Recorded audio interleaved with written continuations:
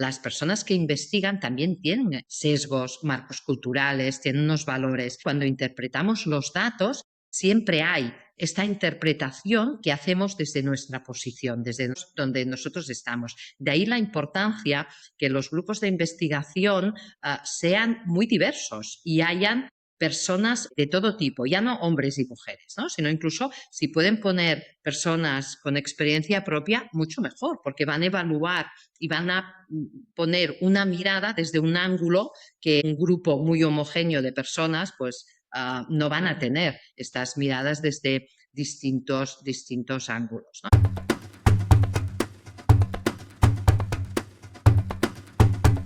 Si quieres explorar y profundizar en el maravilloso mundo de la matronería y la obstetricia, únete a tu dosis semanal de reflexión y indagación de Aguas Claras.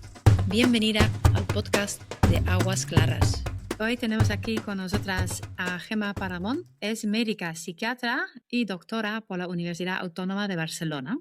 Es jefe de psiquiatría de enlace y coordinadora de la unidad de salud mental perinatal del Hospital Vall d'Hebron en Barcelona. Gemma combina la práctica clínica con la investigación y la docencia universitaria, y su trabajo se centra especialmente en la salud mental de las mujeres y la incorporación de la perspectiva de género en la atención sanitaria. Hoy vamos a hablar sobre hormonas, sobre salud mental, sobre los sesgos en la práctica clínica, pero también en la evidencia y en la investigación, y sobre cómo podemos incluir perspectiva de género en nuestro trabajo como profesionales. Hola Gemma, qué bien estar aquí, por fin, en una entrevista. Teníamos muchas ganas. Cuéntanos, para empezar, ¿cómo has llegado al mundo perinatal? Muchas gracias a vosotras por invitarme y por pensar que puedo decir cosas interesantes. Pues, a ver, ¿cómo he llegado yo al mundo perinatal a través de la salud mental perinatal? Mi especialidad en psiquiatría es la psiquiatría de enlace, que se refiere, es el área de la psiquiatría en la que atendemos personas que puedan tener otras condiciones médicas, a veces sí que son trastornos o enfermedades, o pueden ser muchas otras situaciones, como es el caso del embarazo, y que además tienen un problema de salud mental. Cuando yo empecé con esto ya hace bastantes años, ya hace como que me interesaba el tema, ya desde R1 empecé a trabajar en el tema, pues me sorprendió que desde obstetricia era una especialidad que nos solicitaba muchas consultas. Y esto ya me hizo pensar que era un momento de extremada vulnerabilidad para la mujer para desarrollar algún problema de salud mental. Y de allí que empezara también mi interés y mi curiosidad, porque eso no me lo habían contado durante la carrera que pudiera pasar, ¿no? Es cuando empecé a trabajar en salud mental perinatal, ya hace 20 años o incluso 25 ya. Y ahora has escrito un libro, Será por las hormonas. ¿Qué te llevó a escribir este libro y qué mensaje quieres transmitir con ello? Bueno, a ver, yo el libro lo escribí porque me pidieron que escribiera un libro sobre menopausia. Yo pensé que como psiquiatra hablar solo de menopausia en todo un libro era demasiado. No hubiera tenido demasiado tema, hubiera sido un libro muy cortito, un dossier casi. Y les expliqué esto, digo, como psiquiatra no vemos extremada patología mental en la perimenopausia y me apetecería más hablar de otros momentos de la vida de la mujer que sí que hay mucha más prevalencia o frecuencia de problemas de salud mental, pero además quiero explicar el por qué estamos leyendo las mujeres de esta manera. Y me tengo que remitir a la historia de la medicina y concretamente a la historia de la salud mental. Y es así como se va desarrollando el libro. Empezamos primero pues de dónde venimos y por qué estamos interpretando los síntomas y las enfermedades de las mujeres como las estamos interpretando, y luego pues ya entro a hablar especialmente del periodo premenstrual, del periodo posparto y evidentemente también de la menopausia. Hablo desde un aspecto biológico que yo conozco más por mi formación como médica y en un modelo muy biomédico, y luego también me atrevo a hablar de la socialización y de otros aspectos más psicosociales que evidentemente también impactan en la salud de las mujeres. Me has preguntado también, Judith, qué es lo que quería transmitir con esta frase, ¿no? De será por las hormonas. Y quería explicar que justamente esta frase muchas veces no explica nada, sino que lo que hace es ridiculizar, minimizar o incluso desautorizar el malestar de las mujeres, ¿no? Esto es lo que quería transmitir con este título. Sí, además este recorrido que has hecho, lo que cuentas, ¿no? Desde la historia hasta los sesgos, hasta la mirada hacia el cuerpo femenino y llegando a esas etapas vulnerables, ¿no? Y esas vías biológicas, pues la verdad es que es un libro muy completo y muy puesto en contexto, ¿no? Así, si lo llevamos a tu trabajo, ¿no? En consulta, ¿cuáles son para ti, digamos, retos que en salud mental que todavía no estamos abordando, ¿no? Desde el sistema sanitario. Bueno, yo creo que no estamos introduciendo esta perspectiva de género en nuestra práctica diaria, aunque podemos ser todos y todas cada vez más conscientes de esta necesidad y cómo influye la manera pues, en que enfermamos y que también nos curamos según seamos pues, hombres o mujeres. Somos conscientes de ello, pero no lo introducimos en nuestra clínica diaria, probablemente por una falta de formación y de conocimiento. Si no sabemos cómo hacerlo, no lo hacemos. Y esto es lo que falta, ¿no? Falta primero generar conocimiento. O sea, lo que nosotros aplicamos en la consulta es lo que otras personas han investigado previamente. Tenemos que introducir esta perspectiva en la investigación. Una vez esté introducida en la investigación, luego nos podremos formar y cuando tengamos una buena formación, luego lo podemos llevar a la práctica. Cosas muy básicas que ahora tendríamos que tener en cuenta. Por ejemplo, el preguntar por el ciclo hormonal. Vosotras, desde la salud sexual y reproductiva, os parece incluso extraño que no lo hagamos así de esta manera. Por ejemplo, en salud mental perinatal no se aborda. En salud ya general física, las mujeres vamos a morir de enfermedades cardiovasculares. Ya sabemos como todas las complicaciones durante el embarazo, pues los trastornos hipertensivos, la preeclampsia, la diabetes gestacional, cómo todo esto pues, puede afectar a la salud de las mujeres y no se pregunta. Primero me estoy remitiendo a factores muy biológicos, pero luego queda mucho más allí preguntando por las circunstancias de la mujer, el contexto de la mujer. ¿Esa mujer puede cuidarse o está cuidando más que lo que se cuida a ella? ¿Esta mujer tiene medios económicos como para poder acceder a una serie de curas, etcétera, etcétera, ¿no? Introducir todos estos aspectos en la consulta ya lo podemos hacer, no necesitamos tecnología. Necesitamos tiempo también, ¿no? Que es otra de las cosas que, pues que nos falta y necesitamos para poder atender mejor. Sí, de hecho, esto que comentas sobre el seguimiento del embarazo, preeclampsias, etcétera, tenía el interés de preguntarte sobre ello. En el seguimiento del embarazo, estos factores metabólicos cardiovasculares, ¿no?, que rigen las clasificaciones de riesgo son sobre todo diabetes gestacional, sobrepeso, tensión arterial, ¿no? Son los protagonistas de las clasificaciones de riesgo. ¿Cómo podemos ampliar la mirada a la hora de abordar estas etiquetas, integrar otras dimensiones? Estoy de acuerdo contigo, Alejandra, que aún tenemos esta visión tan biologicista de todo lo que le pasa a la mujer. Y debemos también tener en cuenta todos estos factores sociales, ¿no? Es diferente de enfermar cuando puedes escoger la dieta que vas a tomar porque no tienes limitaciones en ir a la compra que cuando sí que las tienes, ¿no? Y a lo mejor vas a un banco de alimentos a buscar tu alimentación del día a día.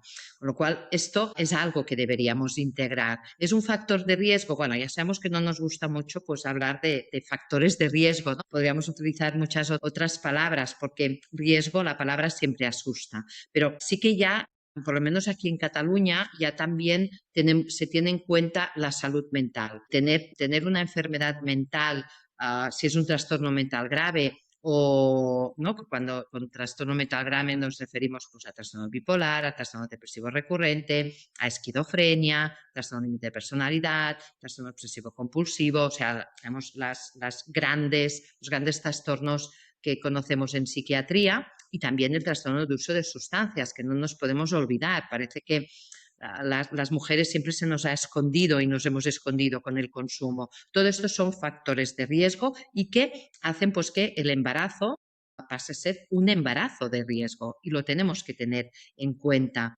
Pero también no olvidar todos estos otros factores que antes comentaba, el contexto en que está viviendo la mujer, ¿no?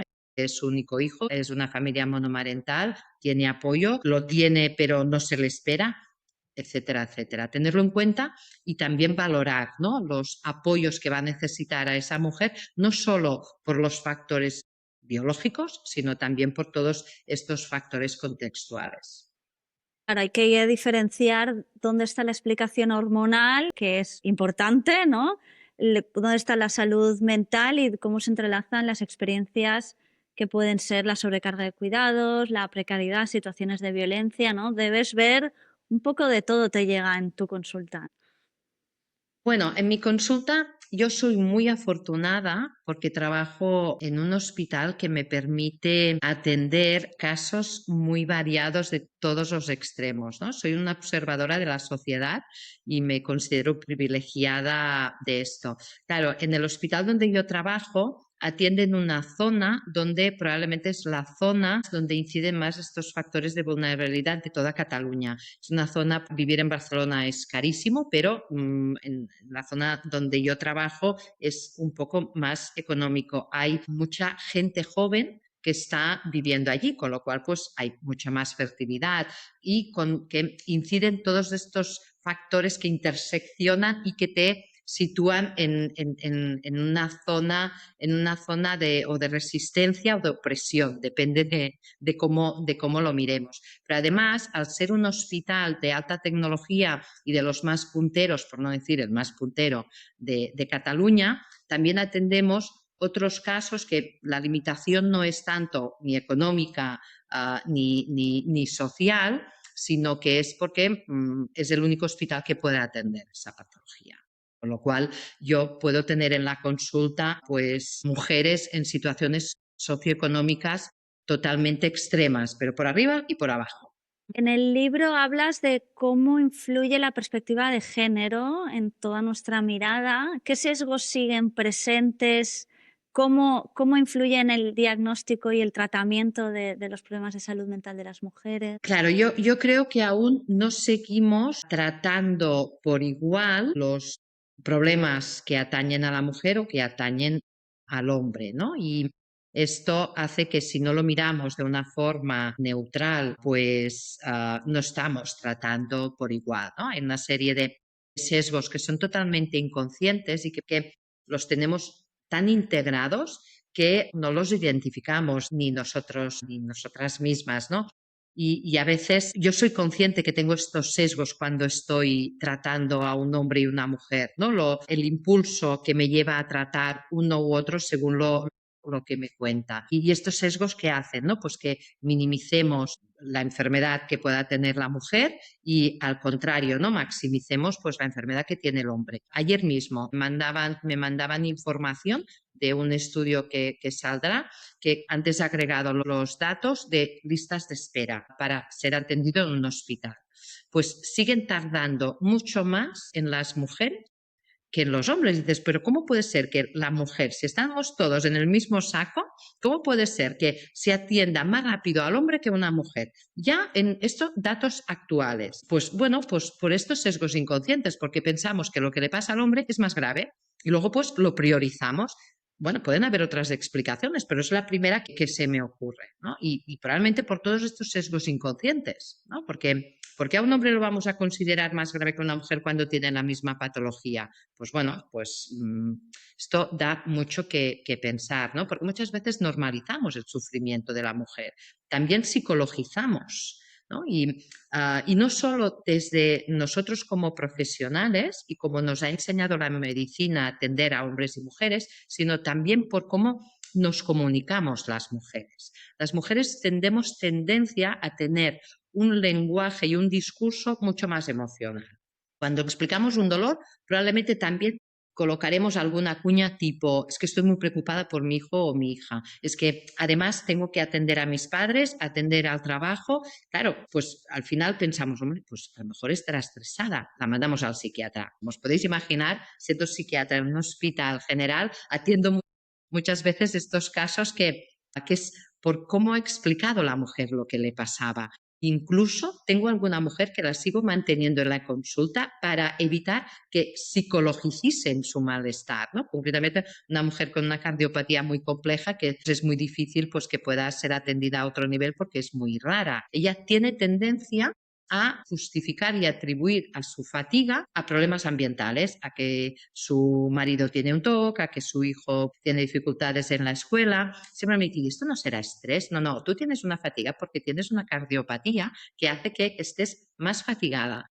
Y este es el motivo que yo la vea, ya me contarás la complejidad psiquiátrica que tiene esto. Pero a veces es importante tenerlo en cuenta, de que el discurso que pueda tener y la comunicación que pueda tener la mujer nos lleva también más a buscar explicaciones simplistas, a psicologizar y a poner este componente que lo que hace es que luego pues haya cosas que nos pasen desapercibidas.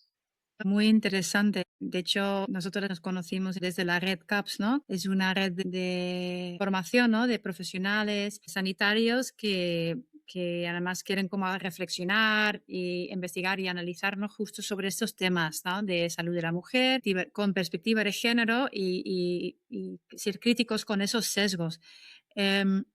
Esto me hace pensar también en el tema de la ciencia, ¿no? Porque muchas veces hablamos de que la ciencia es objetiva, ¿no? Cuando en realidad obviamente no lo es, porque aunque intentamos quitar todos los sesgos que tenemos, puede haber cosas que no estamos viendo. Y tú le llamas ilusión de la objetividad. ¿Puedes contarnos un poco más sobre ello y qué implica eso para nuestra confianza en la ciencia? Yo confío mucho en la ciencia y me baso en la ciencia. O sea, lo que hoy por la mañana me preguntaba una mujer con una depresión postparto que está lactando y que tenía miedo de empezar un antidepresivo y me decía, ¿no me puedo tomar alguna planta? He dicho, es que no tenemos evidencia que estas plantas sean inofensivas y sí que tenemos evidencia que este fármaco que te estoy recomendando es inofensivo. Ya digo que confío muchísimo en la ciencia. Pero cuando hablo de ilusión de objetividad, por no llamarlo fantasía, es que pensamos que la ciencia esto, ¿no? Es totalmente objetiva, que evalúa de una forma totalmente neutra, pero al final las personas que investigan también tienen sesgos, marcos culturales, tienen unos valores. Al final, cuando interpretamos los datos, siempre hay esta interpretación que hacemos desde nuestra posición, desde donde nosotros estamos. De ahí la importancia que los grupos de investigación sean muy diversos y hayan personas de todo tipo, ya no hombres y mujeres, ¿no? Sino incluso si pueden poner personas con experiencia propia, mucho mejor, porque van a evaluar y van a poner una mirada desde un ángulo que un grupo muy homogéneo de personas pues no van a tener estas miradas desde distintos ángulos, ¿no? Yo creo que es importante tener en cuenta que la ciencia está en sus manos generar conocimiento y yo en mi libro agradezco a todos los científicos y científicas que generan ese conocimiento y que luego nos permite cambiar nuestra práctica diaria, pero también tenemos que ser críticos, ¿no? y ver que si pues, no evaluamos los resultados desde todos estos ángulos, nos quedamos un poco cojos y cojas. Hay un webinar de Red Caps, ya que Judith ha traído la Red Caps aquí, de hace, creo que es un par de años, que hablas con Karma Valls sobre salud hormonal, que lo recomiendo porque están abiertos en YouTube y la verdad también disfruté mucho de escucharte hablar sobre la interpretación de los datos, ¿no? Sí, lo podemos colocar en las notas del episodio, ¿no? Para que las que estáis interesadas pues podáis escucharlo y verlo. Bueno, y todo el tema de sesgo en el relato médico, a la hora de estudiarnos a nosotras las mujeres, cuando, a ver cómo te lo formulo. El relato médico ha sesgado el estudio del cuerpo de las mujeres a lo largo de la historia y eso queda de alguna manera presente en el trasfondo, ¿no? Me parece, como tú dices en el libro, de un cuerpo misterioso, pasivo, impredecible e incluso problemático. Me gustó mucho esa descripción, porque en el parto a veces puede pasar, ¿no? Se puede ver cómo se menosprecia el testimonio, lo que está pidiendo la mujer o cómo se está expresando, ¿no? Y es como algo que haya que controlar porque no sé, en algún momento se nos está descontrolando, ¿no? ¿Cómo afecta, cómo influye en general a cómo se nos atienden todos nuestros ciclos? Ya sean embarazos, partos o la menstruación, la menopausia, O la vida misma, ¿no? la vida La misma, exacto. Nadie quiere ser un problema o impredecible o pasivo, mira, misterioso aún, ¿no? Pero claro, si utilizamos estos adjetivos para calificar lo que es la mujer, pues ya vamos con reticencias. En el libro también dedico bastante espacio en hablar lo importante que es el lenguaje, cómo hablamos, qué es lo que decimos. Si utilizamos estas palabras para describir, es que no se incluyen mujeres porque son complejas. ¿Qué quiere decir que son Mm, complejas? ¿No? Somos como somos. Los hombres también pueden ser complejos. ¿Por qué no se ha calificado a los hombres de complejos? También tienen fluctuaciones de testosterona y así se ha visto. De hecho, cuando se colocan muchos machos ratones en una jaula, en estabularios para investigación, sabemos que es el líder es el que es el macho alfa, pues tiene niveles de testosterona mucho más altos que los otros ratones. Y además, investigar con ratones es mucho más peligroso porque muerden más, son más agresivos. Y más el que tiene más testosterona. O sea que a lo mejor es más complejo el macho ratón porque nos va a atacar más como investigadores. Lo que pasa que pues no, son las mujeres, las ratas y hembras, porque hay este ciclo menstrual o estral que afecta más. Como depende de cómo utilicemos el lenguaje, pues nos va a generar esto, pues unas reacciones. No queremos algo complejo o algo misterioso. Y esto lo hablo mucho a lo largo del libro, que como ha calificado los adjetivos que ha utilizado la ciencia para describir lo que nos pasa a las mujeres, tormenta hormonal, ha hecho que reaccionemos como científicos y científicas y como pues profesionales de una manera u otra. Sí, esto es cierto, ¿eh? Que se ha ido como minimizando mucho el tema de, ¿no? Los cambios hormonales que hay en el cuerpo, los malestares, los síntomas que esto puede generar en las personas. También hay cada vez más evidencia sobre que mujeres que presentan síntomas fuertes, intensos, previo a la menstruación, que tienen más riesgo de depresión postparto, por ejemplo. A eso también tocas, ¿no? En tu libro, de que ni es tanto la cantidad de hormonas que recibimos, ¿no? En nuestro cuerpo, pero es más como nuestro cerebro actúa, ¿no? A esos cambios y que al final se trata más de vías biológicas que pueden conectar, ¿no? Incluso esos diferentes ciclos a lo largo de la vida. ¿Qué nos dice eso sobre cómo deberíamos escuchar y interpretar a las mujeres, ¿no? Que expresan estos tipos de síntomas? Has tocado muchos temas, ¿no? Pero bueno, ya para contestar lo último que me has dicho, ¿no? Pues en mujeres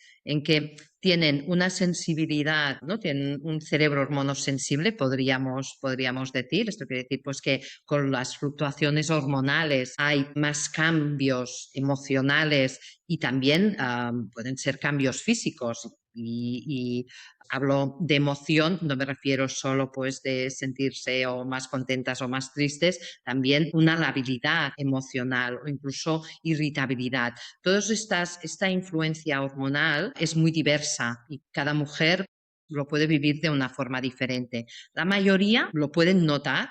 Un ejemplo es el maternity blues. Incluso un 80% de las mujeres los primeros días posparto pueden tener esa sensibilidad de sentirse en algún momento más lábiles emocionalmente. Es un porcentaje muy elevado. Esto quiere decir que el cerebro puede notar esos síntomas de forma puntual en un posparto, pero en el periodo premenstrual este porcentaje baja de forma mucho más importante. Que haya síntomas graves es un 3% y incluso más graves como para no poder llevar la vida normal es muy inferior. Pero se tiene que poner en valor. Hay mujeres que van a notar estos síntomas en el periodo premenstrual y no se tiene que minimizarlo, tenemos que identificar. ¿Qué es lo que tenemos que hacer en la consulta? Pues identificarlo y ponerlo en valor y mirar la manera que podemos tener de minimizarlo.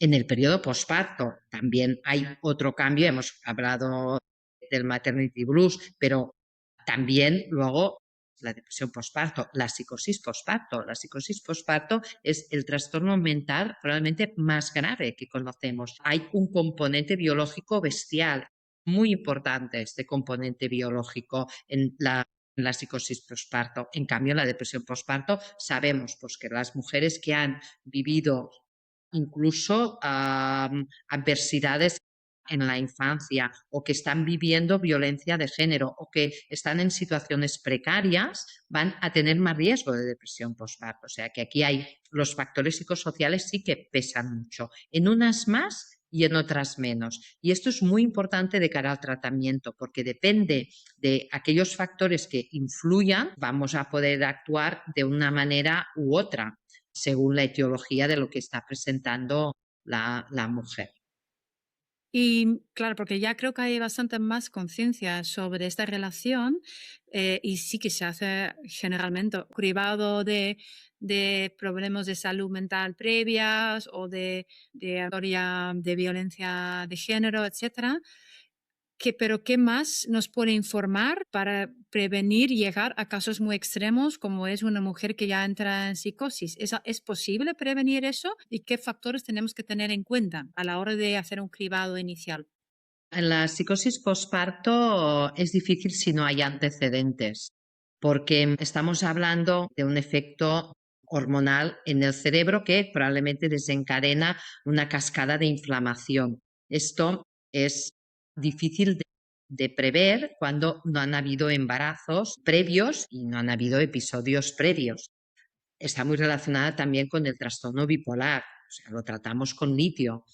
Si hay antecedentes familiares, ya es un factor de riesgo, pero es muy poco frecuente, es entre 1 y 2 cada 1000 partos, es poco frecuente. Pero sí que en depresión postparto, por ejemplo, las mujeres que tienen un trastorno disfórico premenstrual tienen el doble de riesgo de desarrollar una depresión postparto. Esto sí que lo podemos investigar. O sea, ya en el embarazo podemos investigar si hay antecedentes de pues un trastorno disfórico premenstrual o incluso si hay pues una mala tolerancia a los anticonceptivos. Esto es otro factor que nos puede hacer sospechar de esta sensibilidad, que no es esto ni universal ni tampoco determinista, pero sí que investigarlo lo podemos hacer. Qué Interesante, sí. interesante. Sí, sí.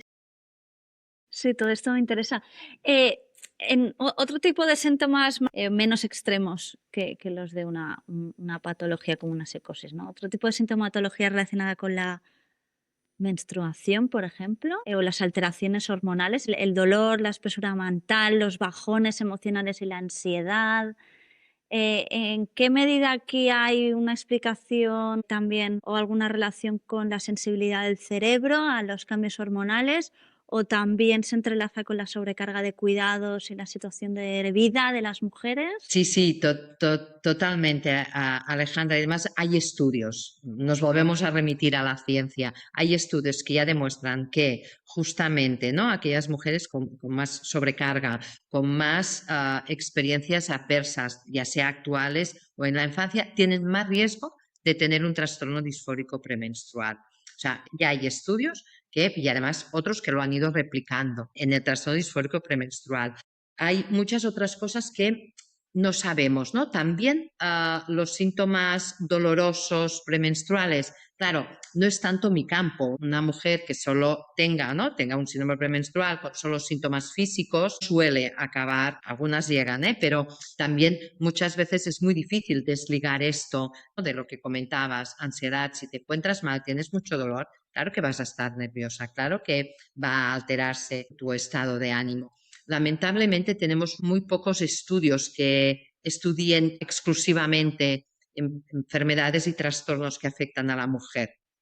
Menos de un 3% de los estudios están dedicados única y exclusivamente a enfermedades que afectan o trastornos que afectan a la mujer, con lo cual tenemos poco conocimiento. Es algo que me siento también culpable, porque pienso, hombre, pues he escrito un libro, hablo del tema y ¿por qué no busco el tiempo para hacer esto, ¿no? Investigar, pues este tipo de temas? Bueno, pues porque a veces la asistencia nos come y no podemos dedicar tiempo a estas cosas. Pero sí que me quedaré con las ganas de estudiar y responder muchas de las preguntas que me estáis haciendo. Pues mujeres con más dolor físico también tienen más sensibilidad hormonal para no solo tener dolor, sino también tener esta sensibilidad emocional.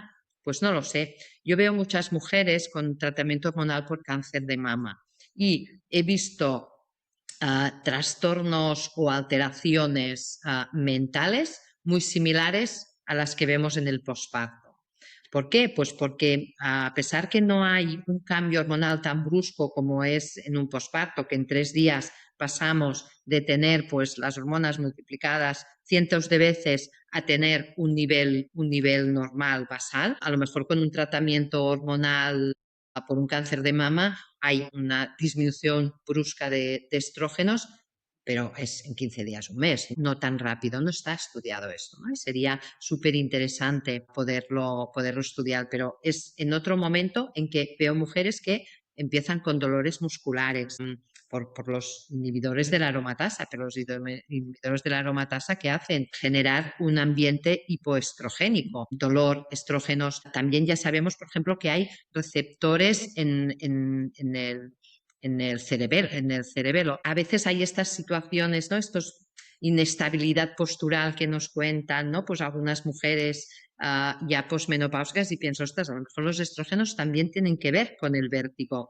y por eso desarrollamos más vértigo, ¿no? O trastornos que no sabemos muy bien cómo filiar. O sea que hay mucho desconocimiento que aún tenemos y que nosotros desde la práctica clínica somos unas observadoras privilegiadas que nos tenemos que hacer preguntas y luego volcarlo y poder hacer estudios. Os animo y os motivo. Exacto. Y en favor de la ciencia misma, esa capacidad de generar preguntas, ¿no? Que tiene la ciencia, de querer continuar, tengo más preguntas, quiero continuar averiguando y sabiendo y discerniendo y conociendo y ampliando el conocimiento, ¿no? Que eso tiene de positivo la ciencia. Y antes hablaste un poquito de que los casos más extremos que llegan a tu consulta no suelen ser los de menopausia. Hay ahora mucha atención a la menopausia y también son síntomas como bastante comunes, ¿no? El niebla mental, quizás a veces también irritabilidad y sensación, ¿no? De un poco de estar más deprimida. Como comentaste antes, que ibas primero a escribir solo un libro sobre menopausia. ¿Algo sobre la menopausia que tú ves o hay algo interesante que comentar sobre esa época y la salud mental? Sí, bueno, en la perimenopausia. En la perimenopausia sí que podemos ver más psicopatología, pero habitualmente vemos más psicopatología grave en aquellas mujeres que ya tienen antecedentes de un trastorno depresivo, de haber hecho episodios depresivos a lo largo de la vida. No es raro pues que en este periodo, cuando hay el descenso progresivo hormonal, puedan aparecer nuevos episodios. Lo que no solemos ver es debuts de grandes trastornos mentales, a excepción probablemente de la esquizofrenia, que ya sabemos que hay un pico de una esquizofrenia tardía, pero que es muy infrecuente, que puede iniciarse en ese periodo perimenopáusico, pero esto ya es pues en consultas de psiquiatría, difícilmente se va a ver en otros ámbitos.